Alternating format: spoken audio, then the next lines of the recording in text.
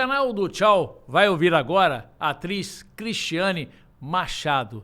Ela foi a primeira mulher no estado e até no Brasil a usar um equipamento considerado o equipamento Botão do Pânico contra o ex-marido agressor. Prazer em ter você aqui no canal do Tchau. Oi, Eduardo, muito obrigada pelo convite. É sempre muito importante falar sobre violência doméstica em geral, porque é um assunto que cada vez mais mulheres precisam pedir ajuda, socorrer. Perfeito. Então, esse lugar de fala aqui é muito importante. Um alerta, né? Pode transformar. Exatamente. Né? Olha, e o canal do Tchau, como sempre, tem o apoio da Volts Elevadores, a empresa que mais sobe em Niterói. Somos a Volts Elevadores, a empresa que mais sobe em Niterói. Ligue e comprove.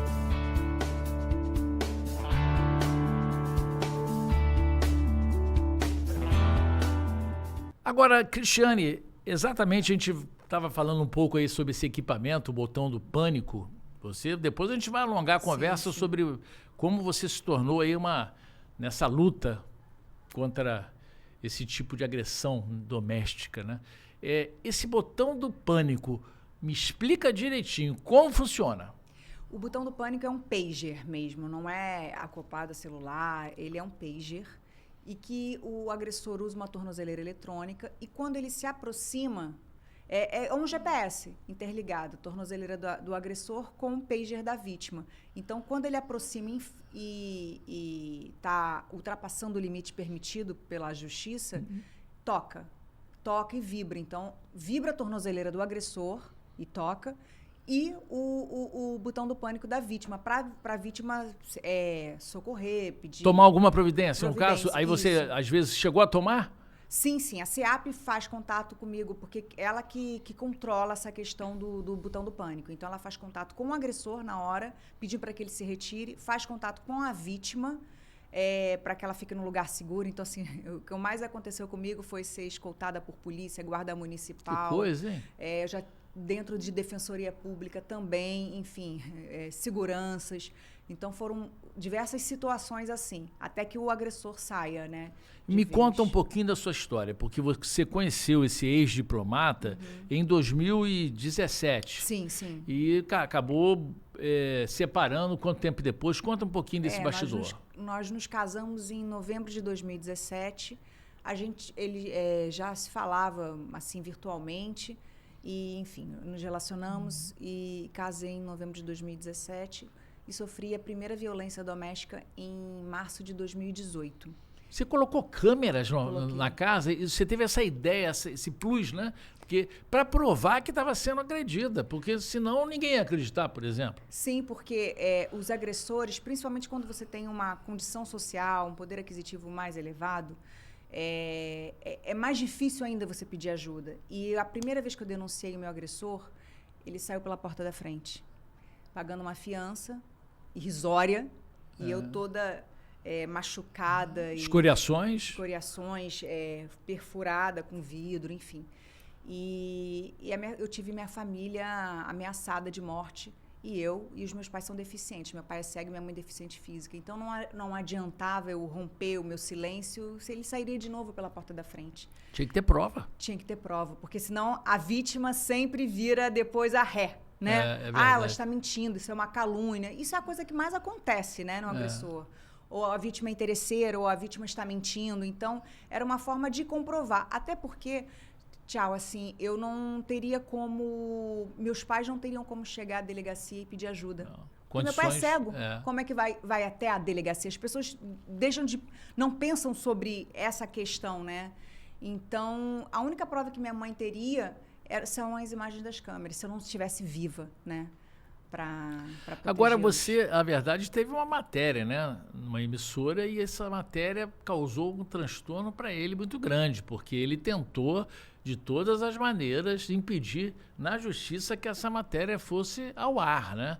Como é que foi isso? E você na matéria, na época no Fantástico, na TV Globo, essas imagens saíram, comprovando, até com corda ele tentou te enforcar. Sim, foi fio de telefone que ele me estrangulou, cinto, enfim. E foi muito difícil, né? A coisa que mais os agressores fazem é tentar, de alguma forma, silenciar qualquer tipo de prova que a vítima tenha, né? Então, foi muito difícil. Ele entrou com liminar para tentar, mas a justiça concedeu que fosse exibido, mas que fosse respeitado o que está dentro do que é segredo de justiça. Então, no caso, as imagens foram... As imagens não eram até então. Exatamente. Então, E você, antes, era tudo uma maravilha? Conta um pouquinho dessa transformação. Você não acreditava que essa transformação pudesse ocorrer? A gente nunca imagina, né? Eu chamava de meu príncipe, para você ter uma ideia. Era esse homem que eu me casei. Tinha a primeira vez me casado, com uma pessoa que eu amava, que eu gostava. E até então era uma pessoa ótima. E eu sou atriz. Conheci ele assim. E depois que a gente se casou, isso começou a ser um problema. Você tinha participado de novelas, né, da Globo? Fiz diversas novelas na TV Globo. Sou musa do Vicky Muniz, o artista plástico, enfim. E isso começou a virar um problema a minha carreira. E ciúmes? Muitos ciúmes, muitas discussões por causa disso. E aí, você não vai fazer, enfim, até chegar à violência. Agora, de qualquer maneira, eu acho, quando você falou nesse artista, ele te homenageou, ou seja, é uma coisa bonita, né? Sim, foi lindo, foi um trabalho que eu fiquei muito orgulhosa de fazer. Eu fui à abertura da novela, que se transformou em obra de arte, e está rodando os principais museus do mundo. Então, ficou em Nova York, no Japão. Então, é muito legal você ter o seu rosto retratado. Lógico, né? Agora, de qualquer maneira, isso tudo ficou um alerta para as mulheres, no seu caso, principalmente em 2018, porque até então ele usou a tornozeleira 4 anos. Até 2022, o pânico, o botão disparava? Conta um pouquinho. Sim, foram diversas vezes. Atualmente, ele é denunciado pelo Ministério Público por diversas violações. Esse botão do pânico gera um relatório. Então, é muito importante, normalmente na pós-denúncia, a maioria das vítimas, isso não eu sofri, mas muitas vítimas, parece que é um comportamento que se repete. Descumpre medidas protetivas. E esse botão do pânico, ele gera um relatório. Então, ele demonstra por provas, não é a palavra da vítima contra o do agressor novamente, né? Então, isso é uma forma de comprovar as violações de medidas protetivas. E resguarda a vida da vítima, né? Porque ela consegue pedir ajuda, ela consegue sair na rua e, de repente, se abrigar em algum lugar rapidamente, né? Pedir ajuda, né? Sim. E o meu botão do pânico tocou diversas vezes, várias vezes. Eu fui escoltada por diversas vezes mesmo? Polícia. Me diz uma a situação. Patrulha Maria da Penha, na porta da minha casa, saindo da terapia. A minha vida, assim, Eduardo, dizer que minha vida voltou ao normal, eu estaria dizendo é uma mentira, porque foram muitas violações, foram uma extensão, assim, de relatórios e relatórios de violações. Então, assim, é uma certeza da impunidade muito grande. Eu fiquei sofrendo isso em 2019, 2020, 2021, 2022. Prejudica no teu trabalho, né? Prejudica a minha vida, né? O meu ir e vir. Eu não ando tranquilamente, eu não sou uma pessoa que eu digo que eu sou uma pessoa livre. A minha vida sempre não voltou com o pé normal, atrás, né? Pode acontecer alguma Sim, coisa. Então, assim, amigos meus presenciaram, diversas pessoas presenciaram ao longo. Eu fui recentemente dar uma palestra no Museu da Justiça e eu estava falando sobre violência, né? Que eu acabei virando uma ativista mesmo da causa. Eu queria que você contasse depois mais sobre isso. E eu saindo da palestra, meu botão do pânico tocou. Essa palestra foi televisionada, então, e foi ao vivo. Interessante. Televisionada não, passou pela internet, né?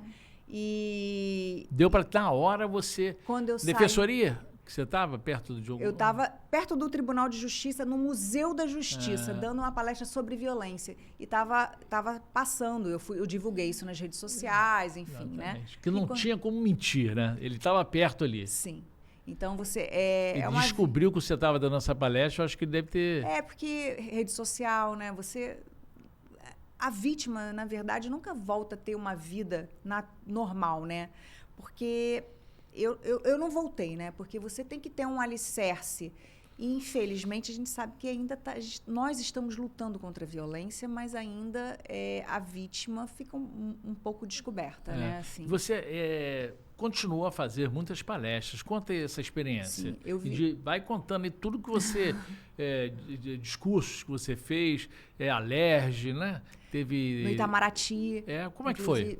Foi assim, está sendo uma experiência muito importante na minha vida, porque eu acho que você acaba transformando de uma coisa tão difícil, tão dolorosa, porque eu digo que existe a Cristiane antes da violência e depois da violência, né?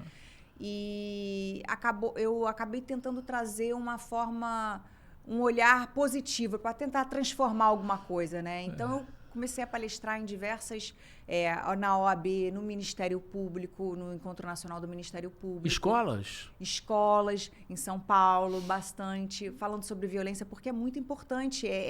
Naquele seio ali da escola, as professoras lidam com uma família. E a partir dali, ou a criança vê o pai agredindo a mãe, né? E pode pedir uma ajuda, tem a quem recorrer. Então, a escola é um ponto-chave, né? Eu acho que para balizar essa questão da violência. Você se sente satisfeito depois de uma palestra assim que você tem? Sim. Acha que o alerta foi dado? Me explica. Sim, eu digo que isso virou um propósito na minha vida. Você ter a noção de que... Eu saí uma vez de uma palestra e uma mulher falou assim, você transformou a minha vida, porque eu vi o seu caso... Seu exemplo, seu caso, sua história, né? E eu comecei a te acompanhar e eu consegui sair da minha violência que eu sofria dentro de casa, 20 anos de casamento. Então, quando você sabe que você transformou uma vida e você já conheceu... Ganha, né? Já ganhei. Isso não tem preço. Isso não tem preço. Então, eu acho que é a parte bonita dessa história toda, né? Que eu pude... Enfim... Agora, em relação a emprego, teu futuro, assim... O que você faz hoje? Então, eu sou atriz, né? Infelizmente, eu estou com estresse pós-traumático. Isso que eu ia tocar nesse assunto. Sim, devido à violência e devido a essa perpetuação da violência, né? Que não para, né? Não deixa, você fica sempre preocupada. É difícil. A gente está aqui no shopping, que aliás, a gente está aqui nesse projeto lindo, que é aqui do projeto Parque Shopping, né? Da Multiplan, quer dizer, que é um podcast móvel, e você... está saindo o som, o áudio nesses alto-falantes aqui da região. Isso aí é um recado que você está dando, né? Isso é importante. Mas isso gera muito trauma, né? Quantas mulheres, né, já passam por isso, né? Eu já fiz várias matérias em relação a isso. Sim. O Brasil é o quinto, né? No ranking contra a violência. Então, assim, é o que mais... É o quinto país que mais... mata ou agride mulheres, né, em geral. Então, isso é muito duro. A gente precisa realmente das políticas públicas de verdade, né? Uma coisa que eu percebo, que eu falo, a gente tem um discurso ainda muito pouco aprofundado sobre as coisas. A gente tem uma Patrulha Maria da Penha que ela precisa ficar mais ágil. A PM, né? Polícia Militar, né? Sim, que a Patrulha Maria da Penha é uma grande evolução, eu acho, porque ela entra nas casas das pessoas, né? Mas a gente precisa ligar mais profundamente a justiça com o poder público, sabe? Porque às vezes fica um hiato e as coisas faltam ali. Você sabe que eu sou um repórter mais policial, você sabe que as agressões, né? É um país machista, né? As agressões acontecem muito em comunidades, né? Você sabe que ali tem muita... E você sabe que para chamar as agressões, a própria mulher, o vizinho, tentam chamar através do 90. Mas aí, muitas vezes, se não é a Maria da Penha, mas só que a Maria da Penha, para ir dentro da comunidade, fica mais difícil. Então, fica esse problema fica muito... difícil de se resolver a partir do momento que a PM não entra na comunidade. Aí, enquanto isso, a mulher está apanhando. E ela está apanhando e não acontece nada, né?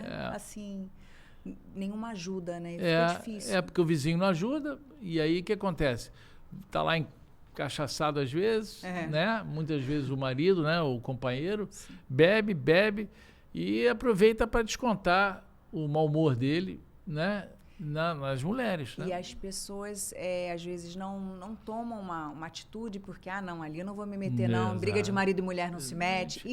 E se mete, sim, né? Porque a sociedade, e quando eu falo isso, a rede de apoio em volta, né? Sei lá, síndico, vizinho que escuta, ou o vizinho, né, ali da comunidade, enfim, alguém possa pedir ajuda para salvar aquela mulher, porque essa mulher pode não estar viva amanhã, não pode estar viva. Então, isso é muito importante. O que você falou, a polícia militar não consegue, às vezes, entrar numa área de vulnerabilidade aí. Isso. Nesse caso. Criminal, então, né? Tem que se estudar Tráfico como ali. fazer. Tem que, né, achar. É muito difícil, né? É um país machista, né? Sim, é um país machista a lei feita por homens. Cada vez. Por isso que a gente tem agora esse protocolo de gênero, para justamente que os julgamentos tenham uma perspectiva de gênero. Uma coisa, Eduardo, que eu percebi muito claramente, né? Assim, a pós-denúncia é uma coisa muito dolorosa para a vítima. A gente fala da denúncia, que é essencial, porque eu não me arrependo, faria de novo. Você faria de novo? Sim, não me arrependo de ter denunciado. Denunciaria de novo, porque eu poderia não estar viva, nem os meus pais. Então, essa é o primeiro ponto. Mas o segundo ponto que a gente precisa falar é dessa pós-denúncia. O que acontece depois que a mulher denuncia? A mulher sofre o estresse pós-traumático. Eu tenho uma sensação de que o réu, o agressor, ele sempre tem muito mais direitos do que a vítima. Por quê? Ele é sempre muito mais escutado. A vítima, ela não tem, por exemplo, esse acompanhamento do estresse pós-traumático. O que acontece com a vítima? As violações de descumprimento de medida protetiva. A vítima tem que muito procurar fazer um novo boletim de ocorrência. As autoridades. Aí demora a julgar. Isso vai se estendendo. Em um caso que era para ser simples, que aconteceu em 2018, acabar em 2019, vira 5 anos. E isso não é o meu caso. Isso eu fui conhecendo outras mulheres e você vê que é a mesma coisa. E essa questão de julgamento, você tem um desembargador, você tem um homem, você não tem um desembargador feminino. Pouca juíza, né? Pouca juíza. As DEANs são comandadas por mulheres, né? Sim. Mas é pouco ainda, né? Ainda é pouco. Delegacia e são muitos casos, né? São muitos casos. Então, a demanda é muito grande, né? E quando chega no judiciário, a gente precisa... o julgamento, na grande maioria, às vezes, não tem o protocolo de gênero. Porque a violência doméstica, você tem que parar para pensar. Dentro de uma casa, é a palavra da vítima contra a do agressor. Então, assim, se você não tiver um protocolo de gênero para pensar, a gente tem uma lei maravilhosa, que é a Lei Maria da Penha. Mas a gente tem um Código Penal cheio de brechas para agressores. Cheio de brecha para várias coisas. Um exemplo? Então, ele sempre consegue, por exemplo, é um absurdo um homem quase matar uma mulher e sair pela porta da frente. Eu acho. O que acontece com essa mulher? Depois, no dia seguinte. Quem protege? Vai lá e faz um outro registro, tá? E ela fica lá esperando 6 meses, 1 ano para um julgamento. Você entende? E aí, essa ação imediata que eu acho que falta. E aí dá a certeza da impunidade para o agressor, né? Por exemplo, assim, tantas vezes que foram violadas medidas protetivas. No meu caso, por exemplo, diversas medidas protetivas que eu estou falando com a prova do botão do pânico. Com relatório. Ou seja, relatório não é qualquer coisa, é um papel. Documento da justiça. Não é meu, não fiz nada, não tenho como mexer em nada. Gente, era para ser imediato. Não era para eu estar 5 anos para agora ser denunciado. Estou dando um exemplo disso. Então, é muito grave essa demora para a vítima, porque você fica perpetuando uma violência. E o cara descumpre uma medida protetiva uma vez, ele descumpre de novo, porque não aconteceu nada, e ele vai descumprir de novo. E ele vai descumprir de novo até um dia que mata a vítima, entendeu? Exatamente. É isso, né? Agora, você acha que dentro desse problema todo que você viveu, alguém veio te falar, além dessa moça que te falou que você mudou a vida dela, teve outros exemplos também? Sim.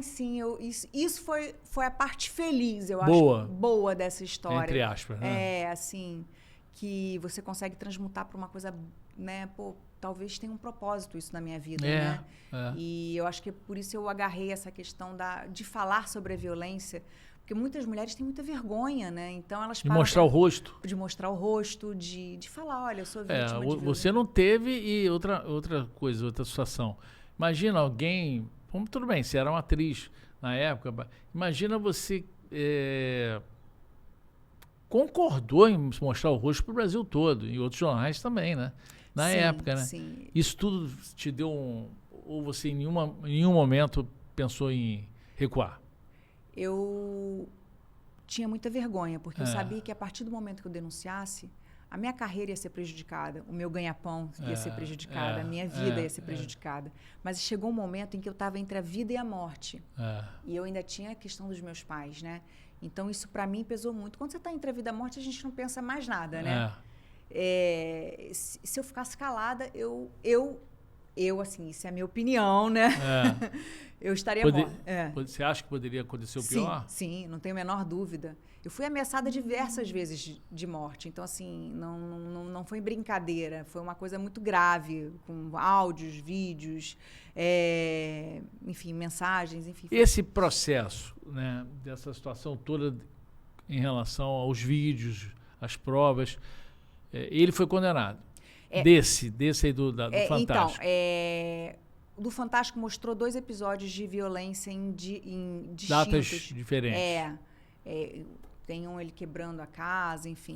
Então, tem a machadinha, né? Tem a machadinha. Esse da machadinha, que meu pai estava junto, coitado, foi me socorrer.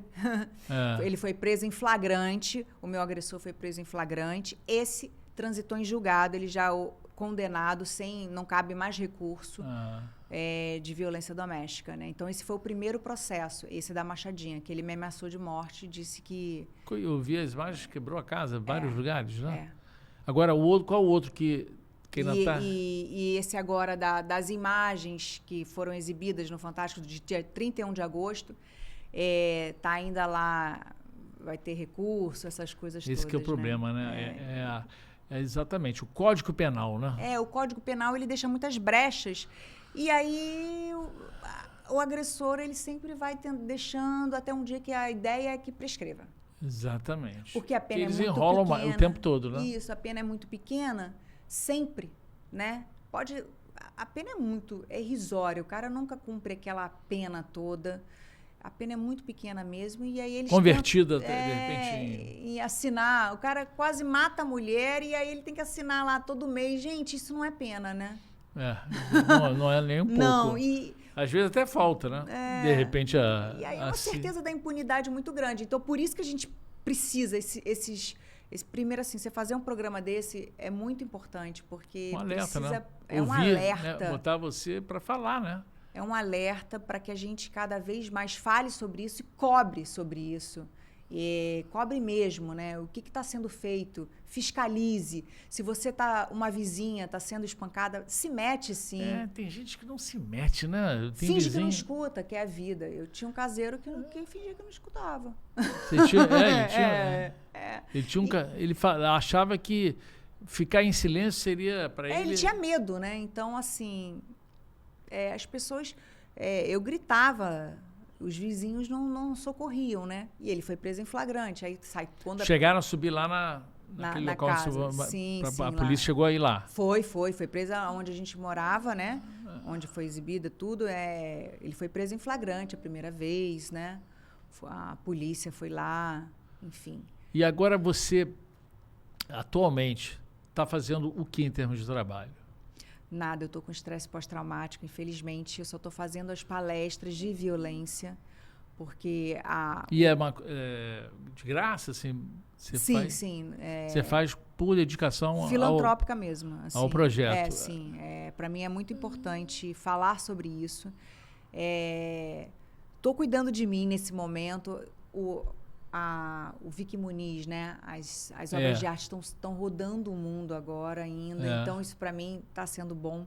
Mas, obviamente, atrapalhou a minha carreira, atrapalhou o fluxo que eu tinha, né? Eu fazia novela uma atrás da outra, eu estava com um fluxo de vida, né? Então, eu estou retomando aos poucos. E esses descumprimentos atrapalharam muito, né? Porque acabei adquirindo estresse pós-traumático, né? E qual é o sentimento desse estresse? Você fica com... Quais são os males que você sente, assim? O estresse pós-traumático da suadouro, da taquicardia, a ansiedade, a depressão.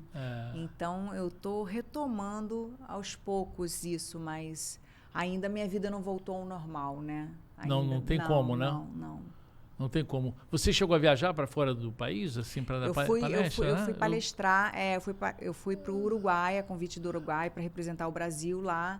E fui conhecer como funcionava o botão do pânico, né? Eu estou escrevendo um livro. É isso que eu também tinha perguntado. É um diário, né? E que eu estou escrevendo, enfim, que eu vou lançar esse livro falando sobre violência doméstica e falando um pouco mais profundamente sobre o que falta, né?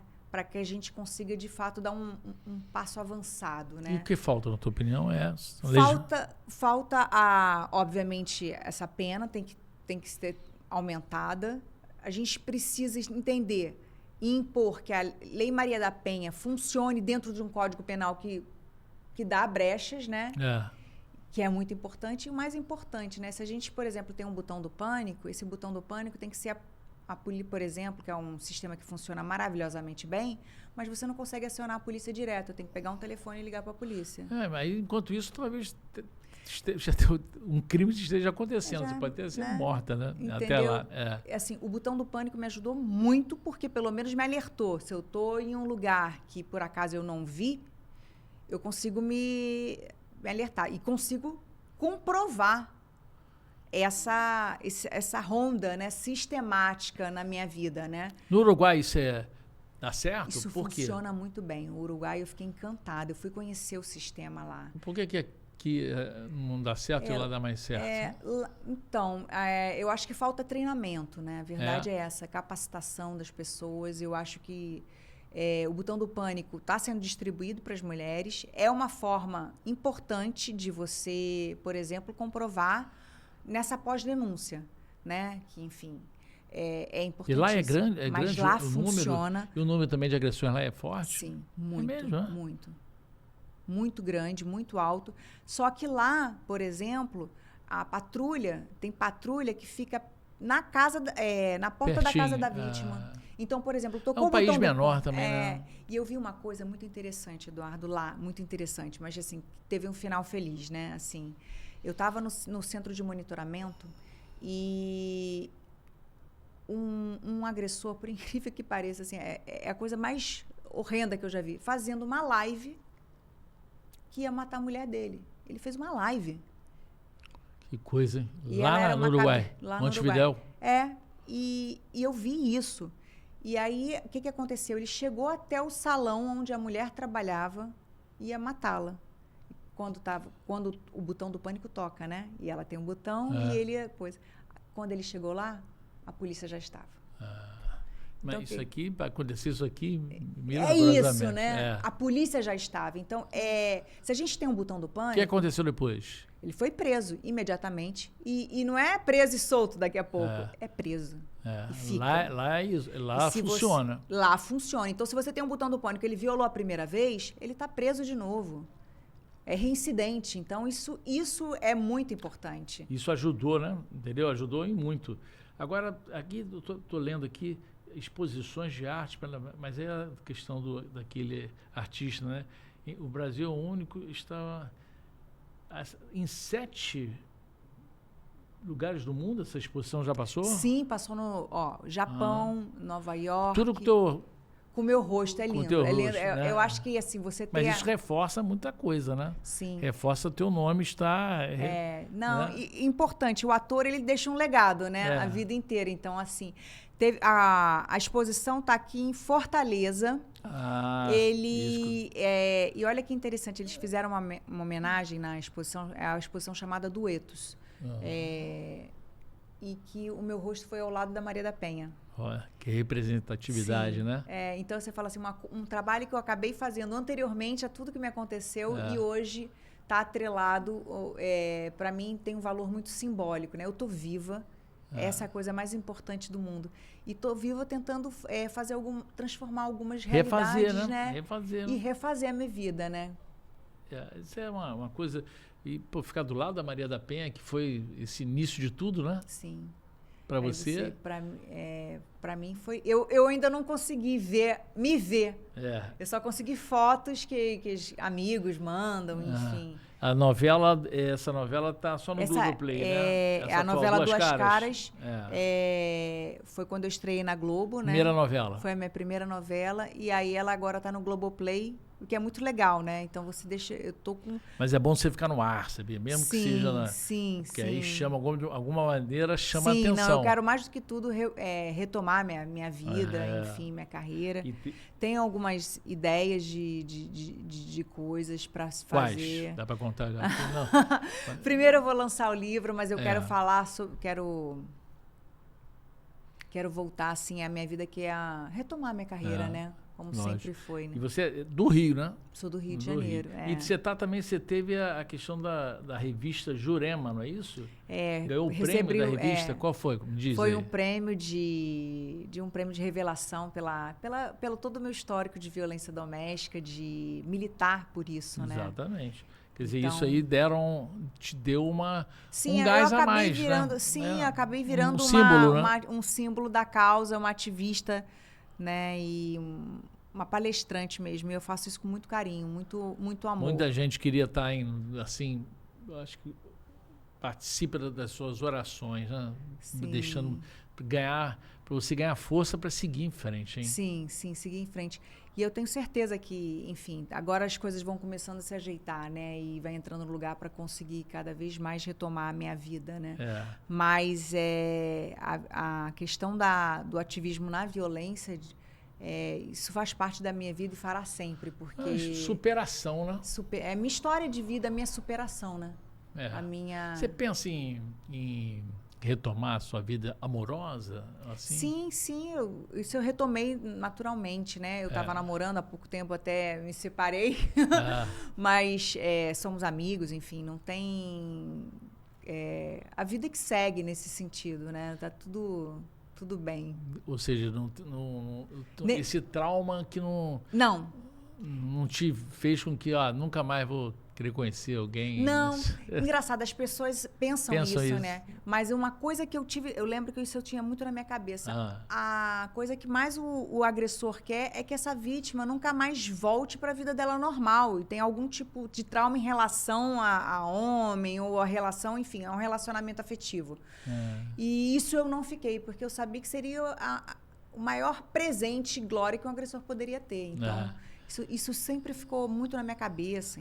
Quer dizer, ou seja, de você dar a volta por cima até nessa questão, né? Sim. Não dá esse presente para ele, né? Não dou, não, de jeito nenhum. E o ator, né, ele é resistência, né? A nossa carreira é resistência, o jornalista é de resistência. Porque você é jornalista também. Sim. Então, eu acho que foi esse sentimento que me fez sempre mover nesse sentido. Eu sou resistência, né? Eu tô viva, não podia nem estar aqui. Então, que isso se transforme em outras coisas, e aceitar vozes, participar, né? Eu achei super legal você ter aceitado participar aqui do canal do Tchau, porque eu acho que o meu programa é um programa de segurança pública, né? Isso nada mais é do que segurança pública, concorda? Sim. Isso é crime, né? Descumprir essas medidas protetoras, entendeu? Fazer com que esse botão do pânico, que muitas vezes, eu acho que isso é pouco divulgado, não é? Isso é pouco divulgado. E quando eu recebi o botão, muito interessante, ele funcionava só de 8 às 5, porque a CEAP que monitora de 8 às 5. Não existe isso, né, gente? Que isso o cara bater depois das 18 não existe, horas? Né? Então, aí não conta a medida protetiva. E à noite é um horário muito perigoso. Feriado. E aí eu fiz um protocolo, mandei para o Ministério Público, e aí essa mudança ocorreu, né? Pelo menos isso de positivo. Aí agora como? 24 horas, com monitoramento o tempo inteiro. Final de semana, feriado. Tem alguém para atender? Sim, tem uma central de monitoramento que atende 24 horas. E, enfim, toma as iniciativas que tem que tomar, né? Pelo menos para que... Mas é muito difícil, por exemplo, as vítimas terem acesso ao relatório. Deveria ser uma coisa que é um direito, vai lá, pega e... O advogado comprova. Não pode pegar? Não. Eu tive que entrar com mandado de segurança. É mesmo? Pô, que dificuldade, né? Então, aí isso vai passando o tempo. São essas coisas, são essas brechas que dá... Brecha pro agressor. Ele já começou a violar em 2019. Gente, então cede o relatório para ela comprovar, não é a palavra dele contra dela, é um relatório, né? É um relatório homologado pela Justiça. Mas aí você leva um tempão. Aí você foi conseguir os relatórios em 2021. 2021, mais ou menos, né? E 2021, 2020. Então, eu já tinha violado tantas vezes. Nossa, isso aí é uma... E, assim, eu tô viva por pura resistência. Por pura coragem. A Dona Edith, assim, criou uma que é a minha mãe. Criou uma filha bem resistente e forte nesse sentido. E tem que ser, né? Porque eu achei agora, você falou, eu acho que o advogado, tudo bem, a vítima não tem o acesso, mas eu acho que o advogado da vítima, né? Deveria, né? Para poder protocolar, eu fiz ou na delegacia ou no próprio MP, Ministério Público. O MP não tem acesso também, só o juiz libera. Só o juiz da causa, no caso. Então, até descobrir esse caminho também foi difícil. Então, por isso que eu falo que é um caminho que tem que ser mais desenhado. Mais facilitado. Automático. Né? Então, descumprir medida protetiva, o relatório chega para a Justiça, o juiz decide o que vai ser ou não vai ser, né? E pronto. Mas não é. Então, esse relatório a vítima tem que pedir. Porque muitas mulheres que estão passando aqui, por exemplo, elas não sabem desse tipo de botão do pânico, por exemplo. Sim. Tem... Muita gente não sabe da gravidade do problema, não sabe das situações que acontecem, né? E que isso acaba virando uma coisa escondida. Concorda comigo? Porque teoricamente é o lugar mais seguro, é o lar, é o que todo mundo pensa, é o seu refúgio, né? E ali o seu maior inimigo vira o seu agressor, né? O seu marido vira o seu agressor, é um criminoso, né? Não é um agressor, para mim é um criminoso. Então é muito difícil, né? Até eu entender, eu nunca tinha escutado nada de violência. Eu não sabia o que era, assim, eu não tinha acesso a nada, não conhecia nenhuma amiga de amiga, nada disso. Então, quando a violência invadiu minha vida e eu tinha uma carreira pública, então mais difícil ainda. Olha a vergonha. Eu tive vergonha de expor isso, eu tive vergonha, meu Deus, o que eu vou fazer? Eu vou perder meus trabalhos, vou perder minha vida, como vai ser isso? Mas tem um momento que é vida ou morte, né? Então você ultrapassa essa linha. E tem que ultrapassar mesmo, porque a coisa mais importante que a gente tem na vida é a nossa vida mesmo, né? O nosso respirar, né? Então, mas as pessoas, elas pouco se envolvem, e por isso é importante. Os amigos, às vezes, você sabe que é amigo quando nessa hora, né? Eu tive alguns poucos, mas bons amigos que eu digo assim, são amigos para tudo, sempre. Né? Para sempre. E pessoas muito especiais que eu conheci, mulheres de muita luta. Mulher também, mulheres e homens. Mulheres e homens, incríveis. E nós precisamos, nessa luta, cada vez mais dos homens, porque eles ocupam os espaços de poder. Os espaços de decisão, que cada vez mais as mulheres estão caminhando, né, para esse... Mas ainda precisamos deles, dos olhares masculinos também sobre isso, né? Não é uma luta de mulher, é uma luta de todos, né? E o senhor, advogado, ele é bom, mudou, como é que você... Eu agora estou com a Defensoria Pública.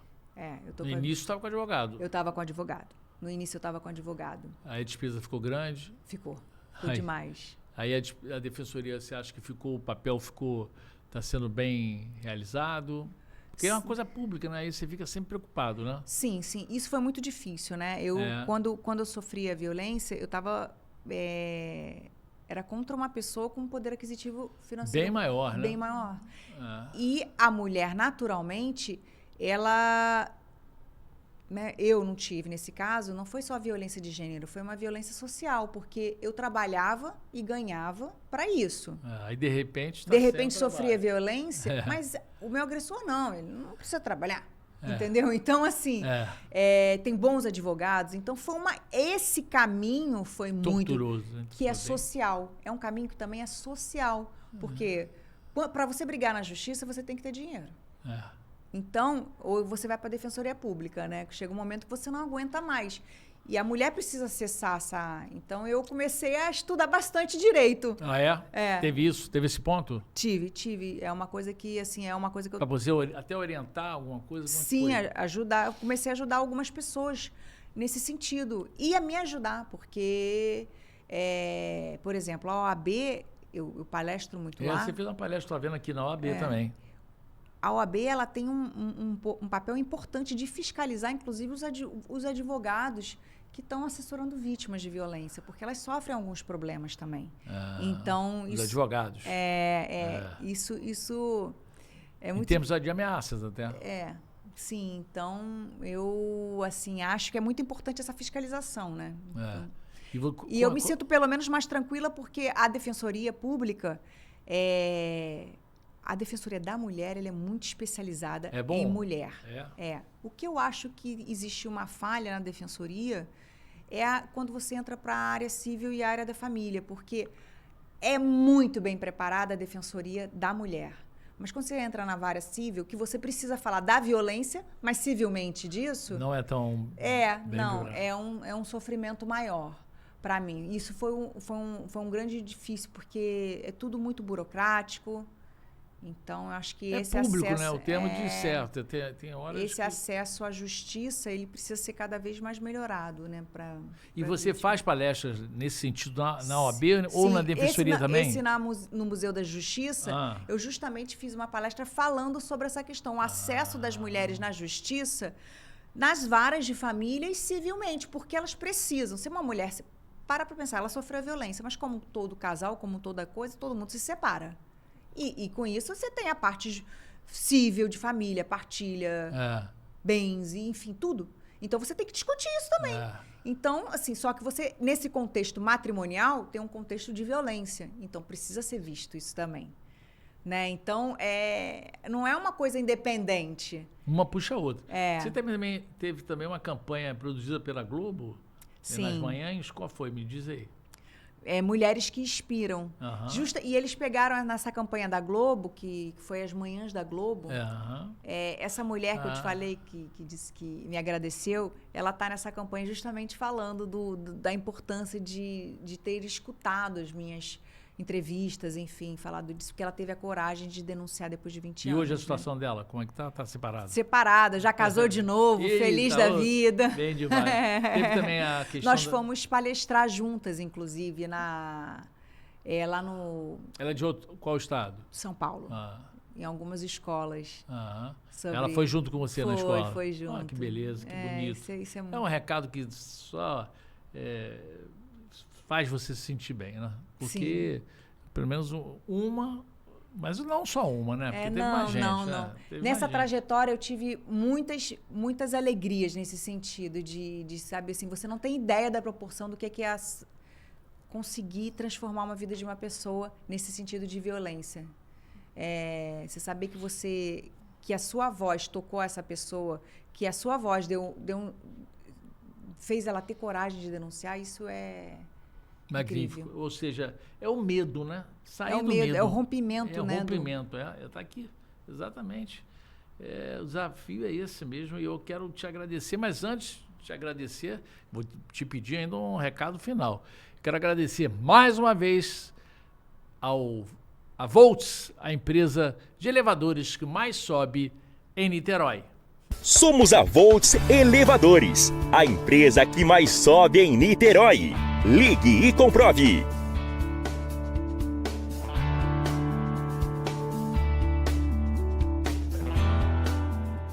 Agora, me diz o seguinte, Cristiane, posso esquecer esse nome nunca, primeiro porque da tua importância, que eu já te conhecia, é o nome da minha namorada também, um beijo para ela, entendeu? Doutora Cristiane, aproveitando, fazer uma média com a patroa, e dizer que você tem algum recado guardado? Agora eu vou deixar esse microfone para você no canal do Tchau, no YouTube. Você, por favor, se inscreva, tá? Depois eu vou repetir de novo para se inscrever.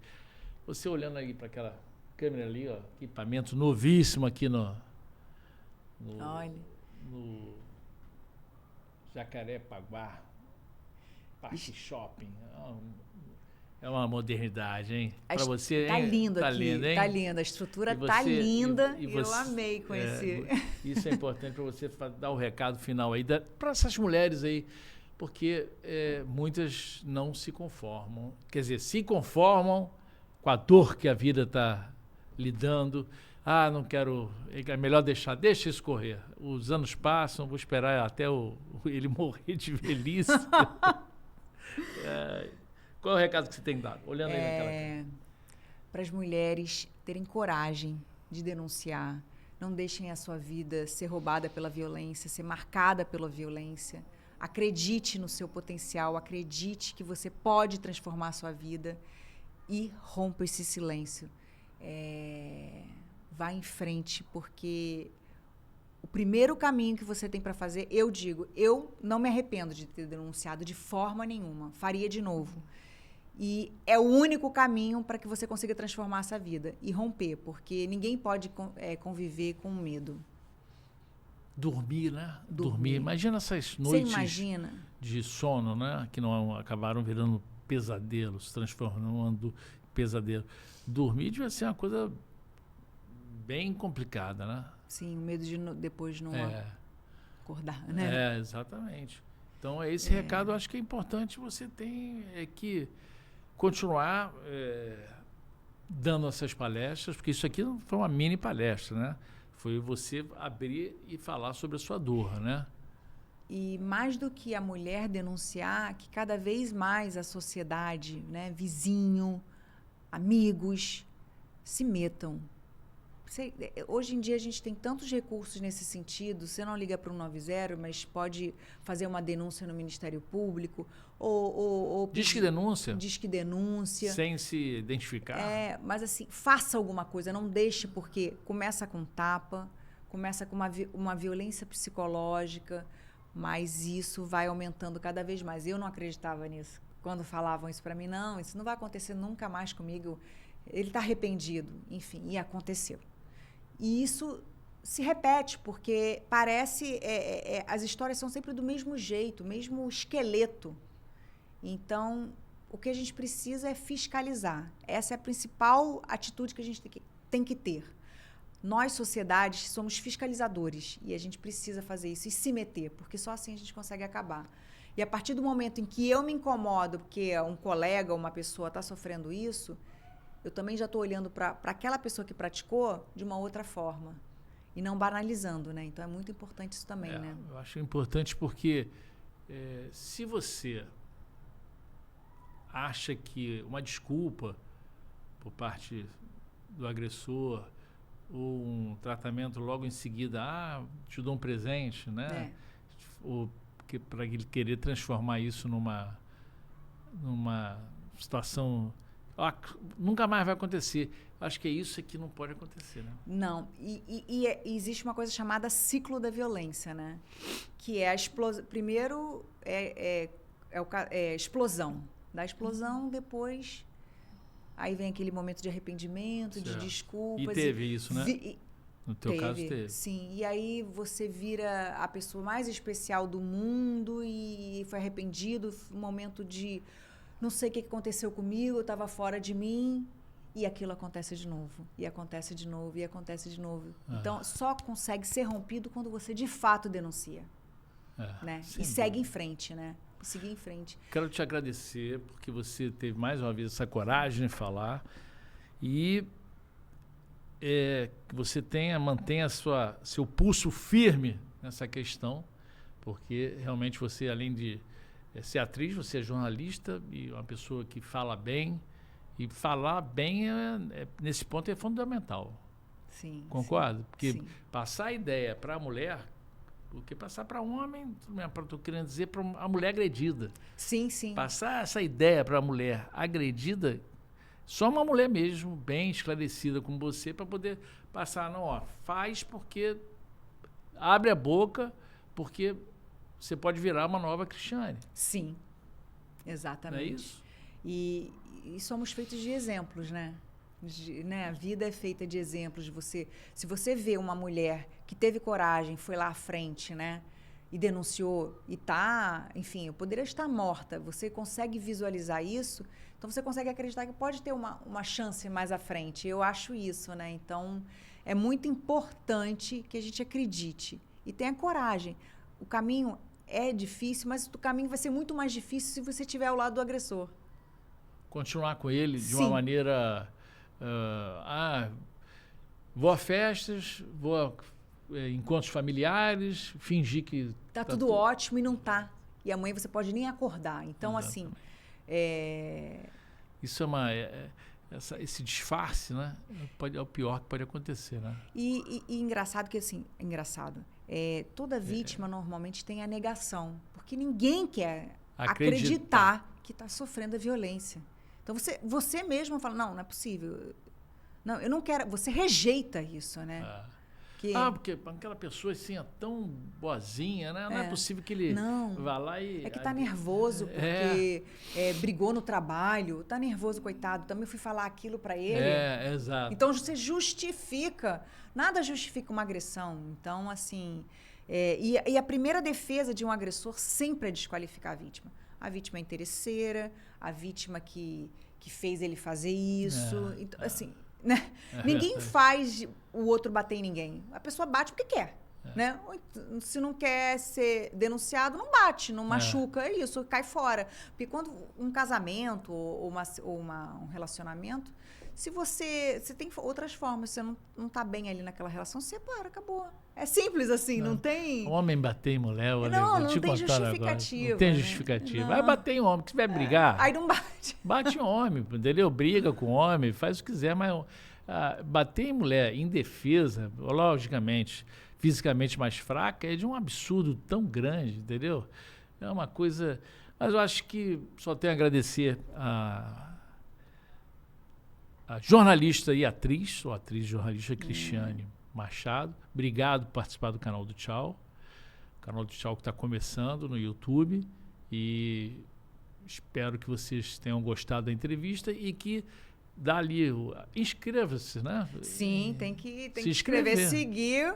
Seguir. Sempre que tiver o videozinho novo, a entrevista nova. Exatamente, as duas. Ou o Instagram do Tchau, ou Eduardo Tchau, ou o YouTube, canal do Tchau. Se inscreva, dê lá o like, porque para mim é importante e inclusive para fazer reportagens e conversas como essa que eu fiz, que eu considero muito boa, que antes de mais nada é um alerta para as mulheres, né? Cada mulher que passe aqui tenha essa consciência de depois de ouvir lá esse bate-papo, pode ajudar. Se ajudar uma pessoa só, para mim já está também... Não, pode ter certeza. Se esse papo tiver ajudado uma mulher, para mim já está, assim como essa aí que faz palestra com você, né?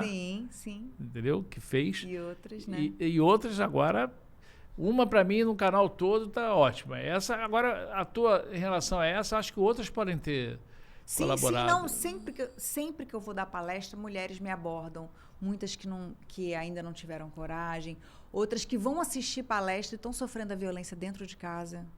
Você tem algum telefone assim que... Tenho, diversas mulheres. E qual o telefone geral para poder... que você acredita que... É Lei Maria da Penha ou do... é 190, não, né? 190 é a melhor... e a Patrulha Maria da Penha. Eu não tenho aqui o número da patrulha. O Disque de Denúncia eu tenho, é 2253-1177. 2253-1177. Tá bom. Muito obrigado por vocês poderem participar dessa conversa, desse bate-papo aqui com a Cristiane Machado. Eu agradeço. Se inscreva no canal do Tchau. E tchau. Eduardo, muito obrigada. E quero te parabenizar pela estrutura e parabéns por esse canal, porque... canal com conteúdo. E nós estamos precisando disso na internet, né? Exatamente. O negócio é conteúdo. Valeu, obrigado. Obrigada. Valeu, fica com Deus.